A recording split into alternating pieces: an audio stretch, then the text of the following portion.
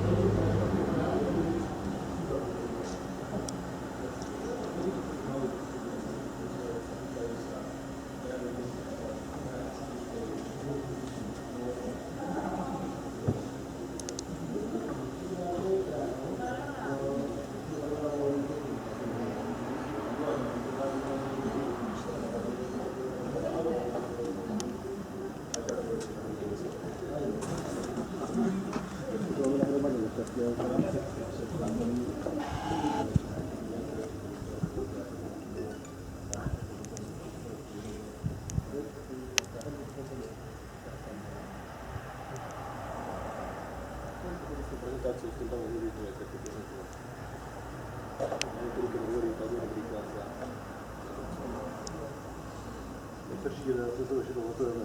Jako? Jsem starší generace to pamatujeme. Vy jste ani musel být československý kreativní. Je ona je kopec, mám televizor český. Kopec.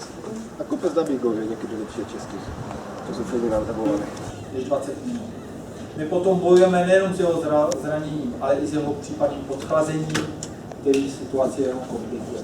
V tu chvíli my velice úzce spolupracujeme nejen s horskou službou, a ještě s informační a strážní službou Národního parku Šumava, který nám pomáhají. Takže potom dotyčnou osobu v rámci Šumavy hledá celá armáda lidí. Nezřídka do akce zapojíme Policii České republiky nebo kolegy z Hasičského záchranného. V tom je velkým pomocníkem ta aplikace záchranka. To je jednoduché. Záchranka nejsou jenom lidi s oranžovým, ty blikající staničky a tak dále, ale jsou to také budovy. Jsou to naše výjezdové základny, odkud my vyjíždíme na pomoc potřebným, jsou to ty základny, kde my sloužíme. Je to nemovitý majetek, o který je samozřejmě třeba se starat a to je v kompetenci kolegů z této kanceláře. A nejenom údržba a obnova našich stávajících, ale i budování nových a nových základen, který se v Plzeňském kraji neustále rozšiřují. Dveře vpravo.